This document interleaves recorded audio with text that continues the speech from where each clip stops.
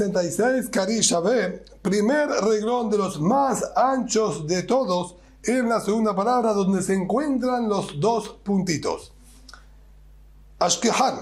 Nosotros vimos hacia dos clases hacia atrás el concepto que está permitido realizar la ofrenda de Pesaj y la ofrenda diaria, incluso en el día del Shabbat. Ambas estaban permitidas y la Gemara aclaró que no aprendíamos de lo que figura en ellos la expresión se hace en su fecha. No es eso lo que les habilitaba, sino con respecto a la ofrenda diaria estaba escrito claramente, la vas a realizar en Shabbat, porque decía, vas a traer los dos corderitos extras por el día de Shabbat, aparte de la ofrenda diaria. Entonces, claramente Pasuk autoriza traer la ofrenda diaria en el día de Shabbat. Y también con respecto al Pesaj, porque será Shabbat, por una comparación teniendo palabras en común, aprendemos que las leyes de la ofrenda diaria se aplicaban también en el Pesaj. Ahora bien, Ashkehan también el Pesaj de Rahu Shabbat. Aprendemos de aquí que tanto la ofrenda diaria como la de Pesaj pueden desplazar a las leyes del Shabbat y se los va a traer incluso en Shabbat.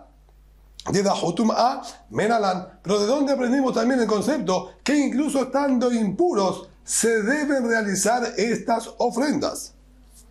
Hambre. Dijeron que Alif Pesach mi Tamid le Inyan Shabbat, imaginan media Alif Tamid en mi Pesach le Inyan Tum'a. De la misma manera que esta que será Shabbat, esta palabra en común, nos igualó las leyes de la ofrenda de Pesach con la ofrenda del Tamid, la ofrenda diaria, es mutuo. La ofrenda diaria le enseña a Pesach y la ofrenda de Pesach le enseña a la diaria. Hasta aquí habíamos explicado cómo la ofrenda diaria le enseñó a la ofrenda de Pesach que se hace incluso en Shabbat, como acabamos de explicar.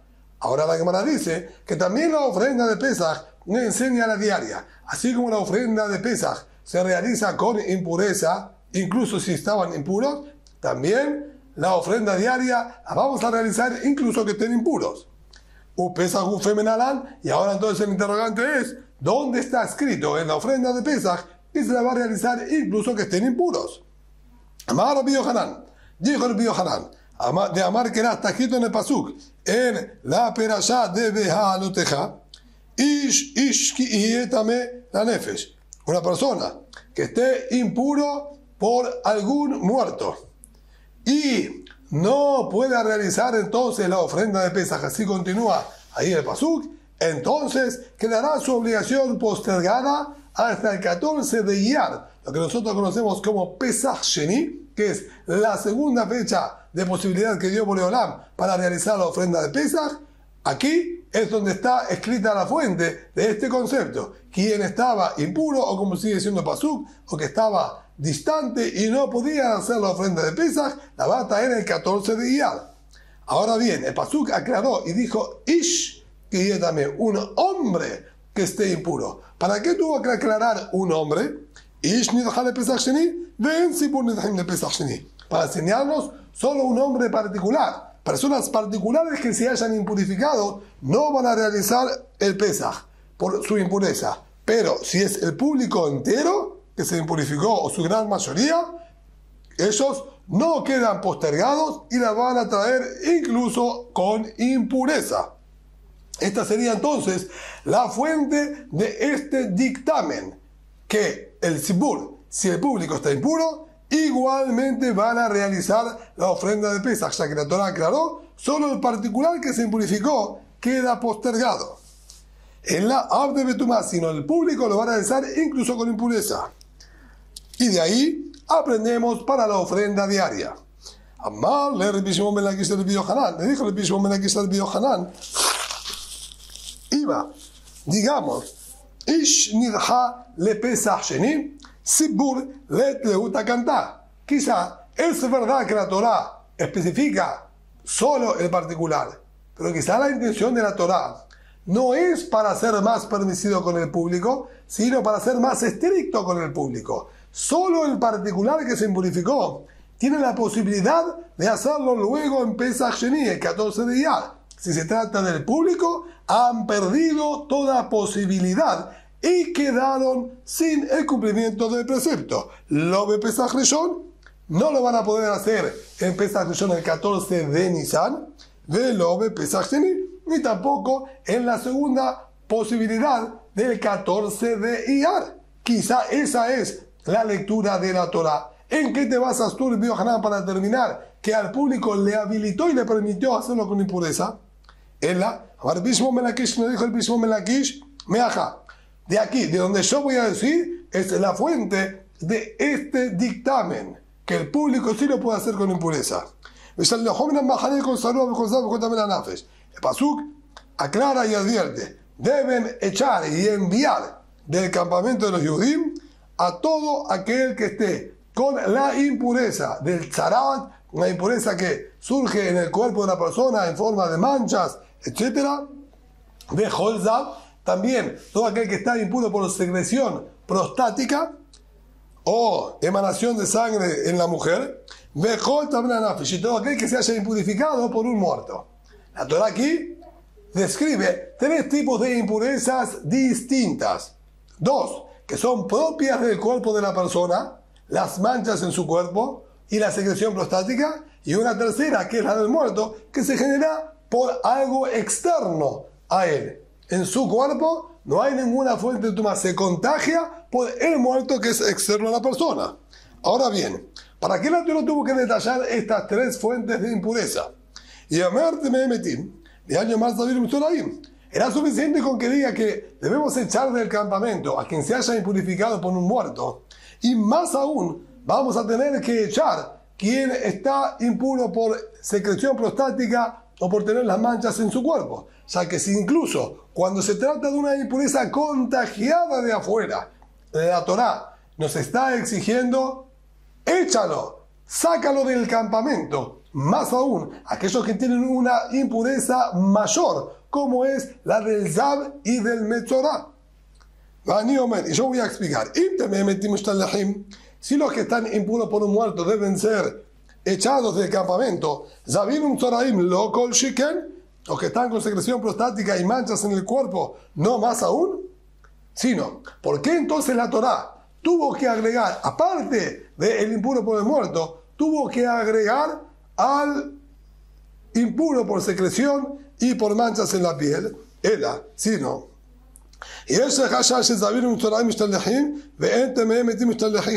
sino a la fuerza, porque hay alguna situación que no van a poder aprenderla del que está impuro por un muerto. El que esté impuro por el muerto no lo vamos a echar, entonces no podríamos aprender de él. Es decir, seguro que en la situación que echamos al impuro por el muerto, vamos a echar a estos 2 también. Pero ¿por qué la Torah tuvo que aclararlo? Porque hay situaciones a las que al impuro por muertos no lo vamos a echar. Vamos a permitirle quedarse aquí en el campamento. Como a él le permitimos, no tenemos entonces dónde aprender que al resto habría que echarlos. Por eso tuvo que aclararnos que al que tiene las manchas y al que tuvo la secreción, debemos echarlo. Porque incluso cuando a los impuros por muertos no lo vamos a echar, a ellos también debemos echarlo.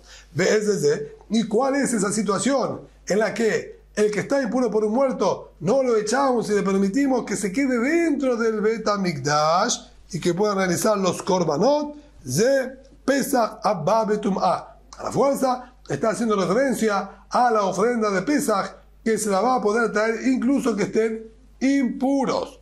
Este es el origen de la halajá, dijo Resh Lakish. De aquí aprendemos, no como dijo el Rabbi Yohanan, de lo que está escrito el hombre que esté impuro por el muerto, el hombre y no el público, sino se aprende de aquí.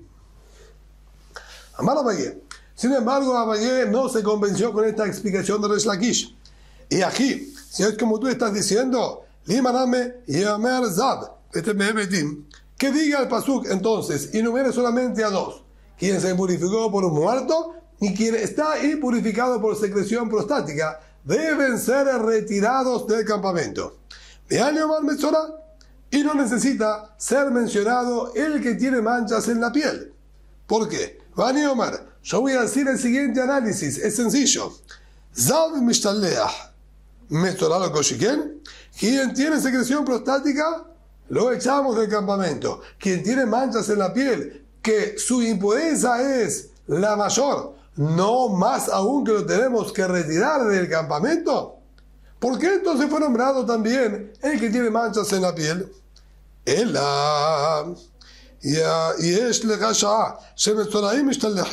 Siguiendo tu análisis, vamos a decir lo siguiente. Quiere decir que hay alguna situación en la que el impuro por secreción prostática no lo vamos a echar del campamento, le vamos a permitir quedarse aquí. Y por ende, no tendríamos cómo deducir que el que tiene manchas sí debía ser echado, porque a este otro no lo he hecho. Es posible que a él también le permitamos quedarse aquí. Y no vamos a echar al de secreción prostática y el que está impuro por un muerto.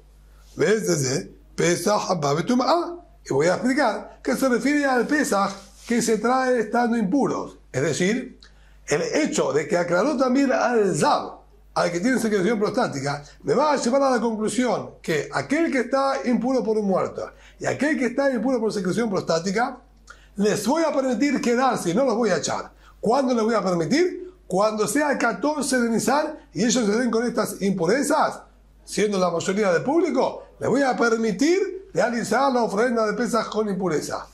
Entonces, ahí podría yo también decir que incluso si está impuro con manchas en la piel, se lo voy a autorizar. Por eso tuvo que aclararme, incluso quien tiene manchas en la piel debe ser echado del campamento, porque no podríamos aprenderlo por lógica de estos dos, ya que a estos dos, en una situación de Pesaj les vamos a permitir. Vejitema, y si vas a querer argumentar y decir, ajíname, sí, es posible que así sea, que realmente quien esté impuro por secreción prostática, lo vamos a habilitar y le vamos a permitir a todos los que estén con secreción prostática, si son la mayoría, realizar la ofrenda de Pesaj.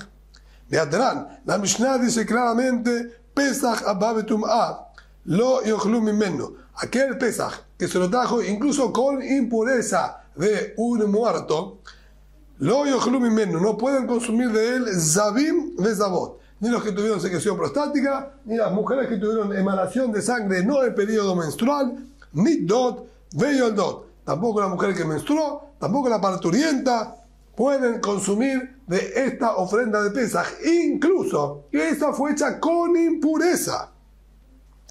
Estas palabras de Mahlu Peturim, el Dikduk Esofrim dice que no están escritas en los manuscritos antiguos del Talmud y que no se deben leer estas tres palabras de Mahlu Peturim. Pero vemos entonces claramente que quien tiene secreción prostática no está habilitado a participar del Pesaj, incluso que se lo trajo con impureza.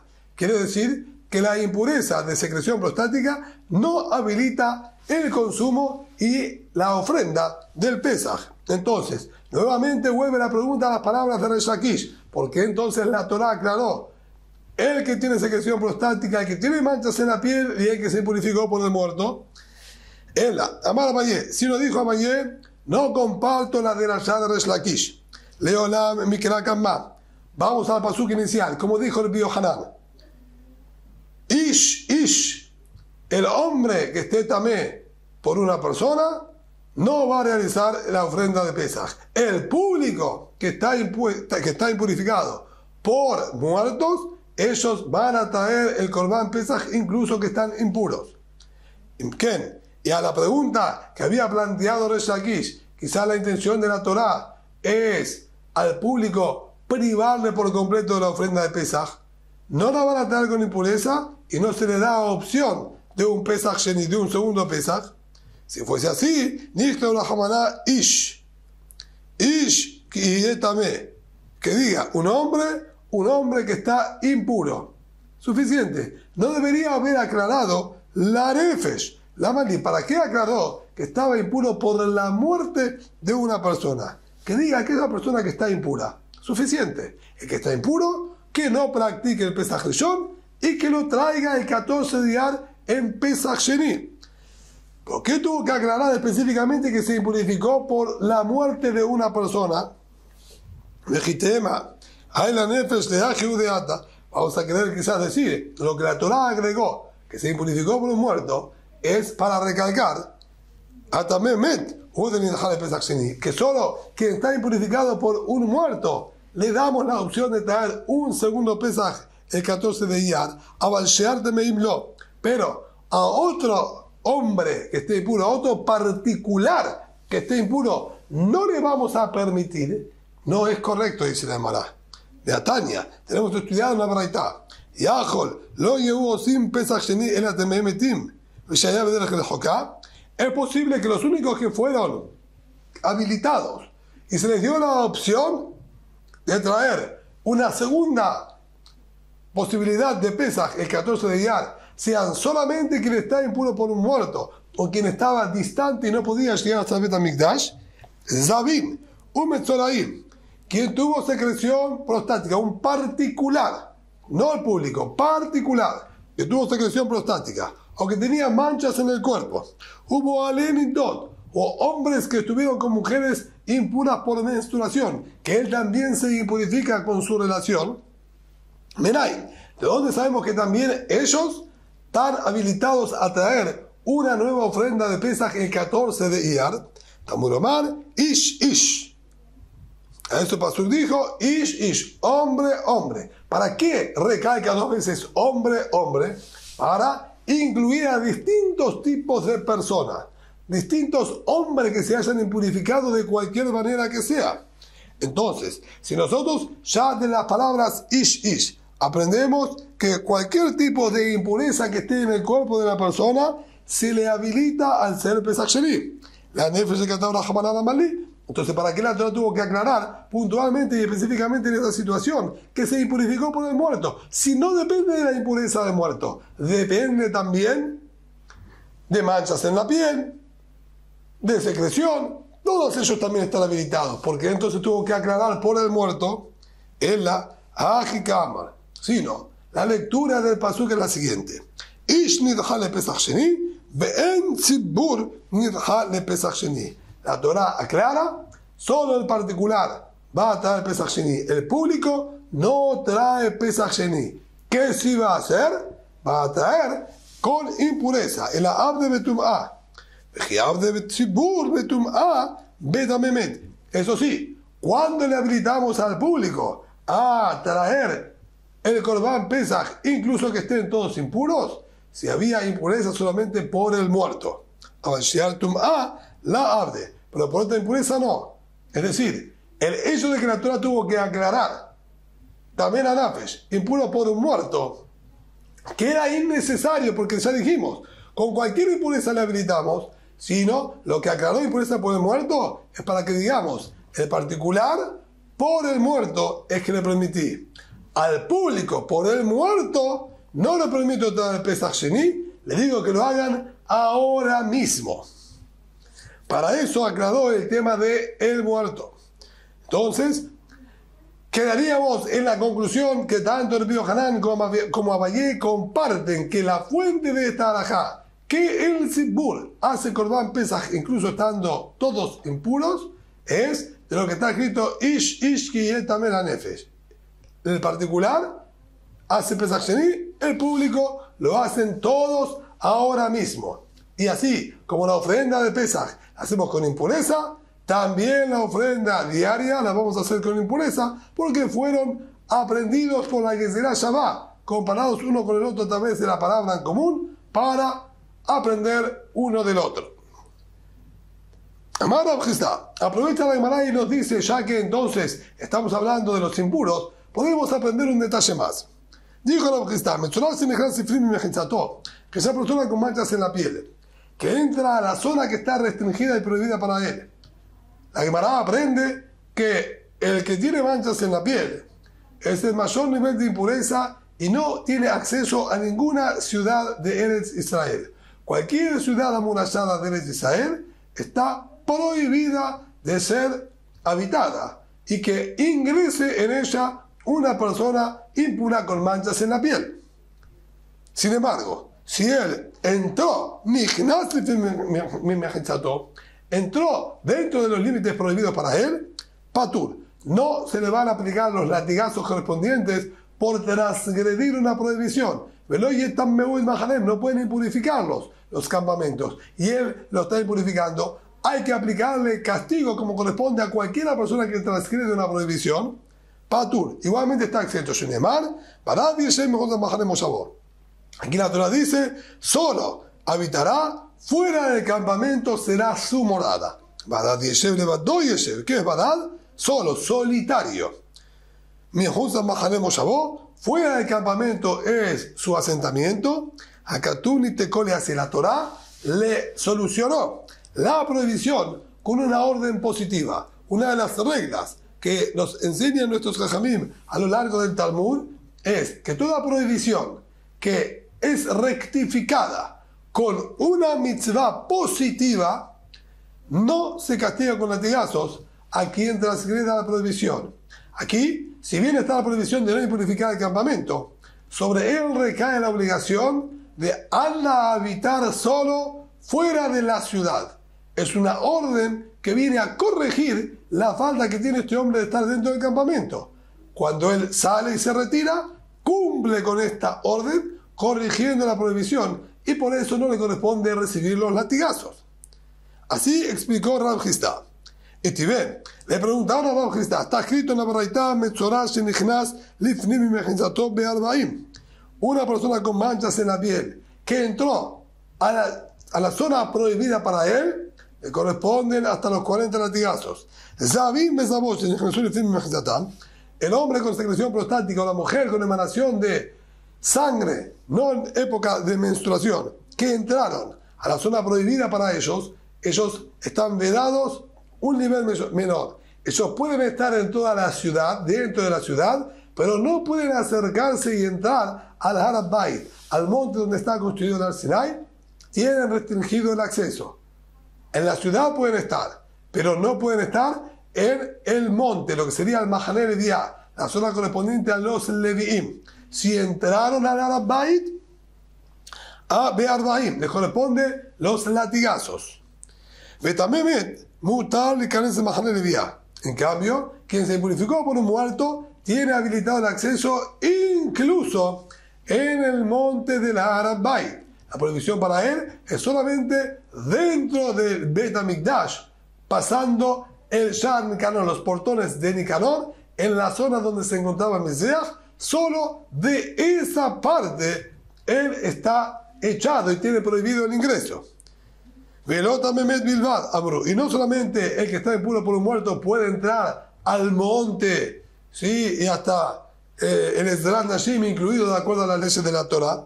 El Afilumet Atzmo, incluso el muerto mismo puede encontrarse dentro del monte del Bet HaMikdash. Shneemar, Vaikach Moshe Atzmot Yosef Immo. El Pasuk nos describe y nos dice que Moshe Rabbenu fue quien se hizo cargo del cuerpo y el cadáver de Yosef HaTzadik. Cuando ellos se escaparon de Mitzrayim, Moshe Rabbenu se tomó la molestia de buscar el Aarón de Yosef HaTzadik, que los egipcios lo habían escondido intencionalmente, y él, Moshe Rabbenu mismo, se hizo cargo del cuerpo de Yosef y lo tenía con él en su propio campamento.